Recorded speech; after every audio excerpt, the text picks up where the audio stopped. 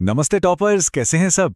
आज ना हम इंडियन पॉलिटी के एक ऐसी टॉपिक की चीरफाड़ करने वाले हैं जो आपके हर एग्जाम के लिए मतलब सुपर डुपर इंपॉर्टेंट है। जी हां, हम बात कर रहे हैं संघवाद यानी फेडरलिज्म की। तो चलिए कुर्सी की पेटी बांध लीजिए और इस जरूरी कॉन्सेप्ट को हमेशा के लिए अपने दिमाग में एकदम फिट कर लेते हैं। तो ये संघवाद आखिर है क्या भला? देखिए, बहुत आसान भाषा में ये एक पावर शेयरिंग का सिस्टम है। मतलब ये बताता है कि हमारा देश जो इतना बड़ा है वो केंद्र सरकार और राज्य सरकारों के बीच ताकत को कैसे बांटता है।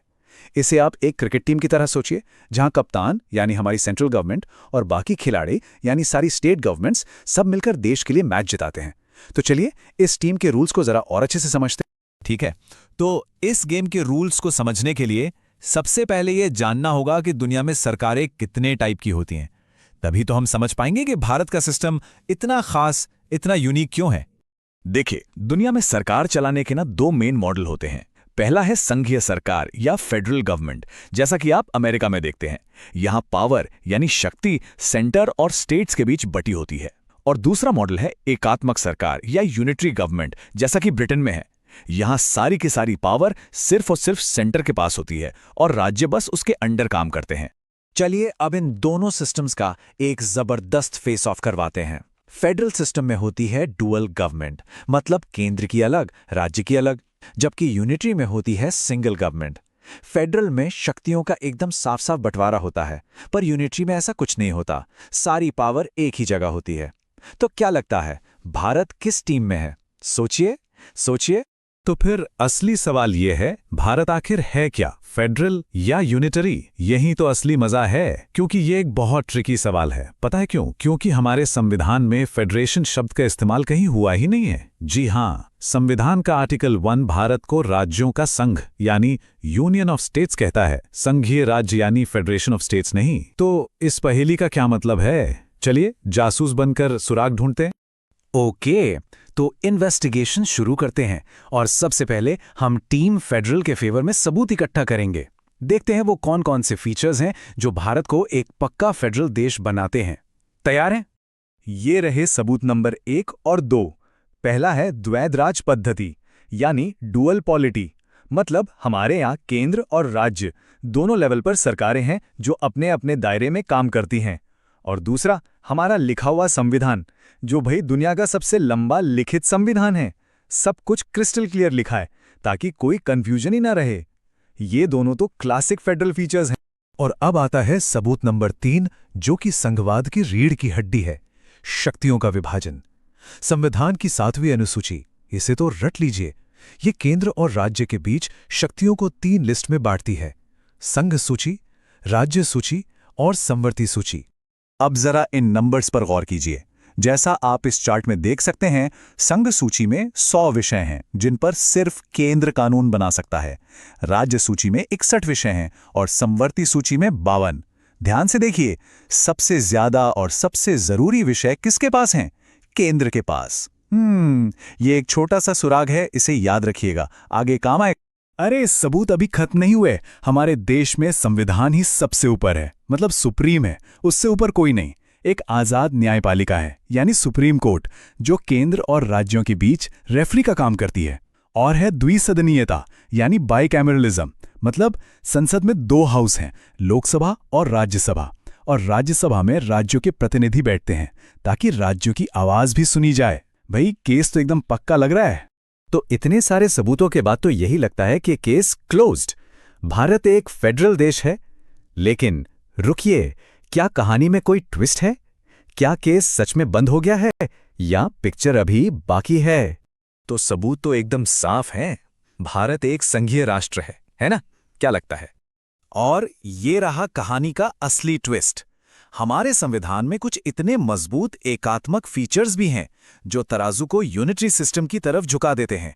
इन्हीं फीचर्स की वजह से एक बहुत बड़े एक्सपर्ट केसी वेयर ने इसे क्वाजी फेडरल यानी अर्ध संघीय कहा है। ये टर्म एग्जाम के लिए हॉट केक है, इसे जरूर याद रखिएगा। तो आप पेश हैं टीम यूनिटरी के सबूत। पहला, एक बहुत ही पावरफुल सेंटर, ज्यादातर जरूरी विषय केंद्र को दिए गए हैं। दूसरा, राज्य नश्वर हैं, इसका मतलब है कि संसद जब चाहे किसी भी राज्य की सीमाओं को बदल सकती है। और तीसरा, पूरे देश के लिए सिर्फ एक ही संविधान। और भी सुराग हैं, जैसे कि एकल नागरिकता। हम सब सिर्फ भारत के नागरिक हैं, अपने राज्य के नहीं, जैसा कि अमेरिका में होता है। हमारी न्यायपालिका भी एकीकृत है, जिसमें सुप्रीम कोर्ट टॉप पर है। और अखिल भारतीय सेवाएं जैसे आईएएस, आईपीएस, इनकी भर्ती केंद्र करता है, पर काम ये राज्यों में करते हैं। है ना कमाल की बात। और अब आता है केंद्र का ब्रह्मास्त्र, आपातकालीन उपबंध। इमरजेंसी के दौरान देश का पूरा ढांचा बिना संविधान में कोई बदलाव किए फेडरल से यूनिटरी में बदल जाता है। सारी की सारी पावर केंद्र के हाथ में आ जाती है। ये 3 आर्टिकल्स की तिकड़ी 352, 356 और 360, इन्हें तो कभी मत भूलना, ये एग्जाम के फेवरेट टॉपिक्स हैं। तो इतने सारे सबूत और पलटवार के बाद अब वक्त आ गया है फैसला सुनाने का। आखिर ये फेडरल और यूनिटरी वाली खिचड़ी क्यों बनाई गई? चलिए इसके पीछे की जबरदस्त वजह को समझते हैं। देखिए, हमारे संविधान बनाने वालों ने ये जानबूझकर किया था। पहला कारण था देश का विशाल आकार और यहाँ की विविधता। भारत जैसे देश को एक साथ जोड़े रखने के लिए राष्ट्रीय एकता के लिए एक मजबूत केंद्र का होना जरूरी था। और दूसरा कारण था इतिहास। ये ढांचा हमने काफी हद तक भारत सरकार अधिनियम 1935 से लिया था। आज के टाइम में भारतीय संघवाद को एक नया और बहुत ही प्यारा नाम दिया गया है, सहकारी संघवाद या कोऑपरेटिव फेडरलिज्म। इसका सीधा सा मतलब है कि केंद्र और राज्य एक दूसरे से कंपटीशन नहीं करते, बल्कि देश के विकास के लिए एक टीम की तरह मिलकर काम करते हैं। तो दोस्तों, इस पूरी कहानी का सबसे जरूरी पॉइंट अब आ रहा है। साल 1994 में एसआर बोम्मई केस में सुप्रीम कोर्ट ने एक ऐतिहासिक फैसला सुनाया। कोर्ट ने कहा कि संघवाद संविधान का मूल ढांचा यानी बेसिक फीचर है। इसका मतलब है कि संसद भी इसे बदल नहीं सकती। याद रखने की ट्रिक, बोम्बई केस ने फेडरलिज्म को बेसिक फीचर का बॉम्ब बना दिया जिसे कोई डिफ्यूज नहीं कर सकता। यह पॉइंट एग्जाम के लिए 5 स्टार रेटिंग वाला है। चलिए अब आगे बढ़ते हैं और एक टॉपर की तरह फटाफट फाइनल रिवीजन करते हैं, ताकि हर एक पॉइंट आपके दिमाग में हमेशा के लिए छप जाए। ये देखिए, पूरा चैप्टर एक नजर में। ये माइंड मैप सारे डॉट्स को जोड़ता है। भारत का सिस्टम है क्वाजी फेडरल, जिसे कहते हैं राज्यों का संघ। इसमें फेडरल फीचर्स भी हैं और यूनिटरी फीचर्स भी। और ऐसा क्यों है?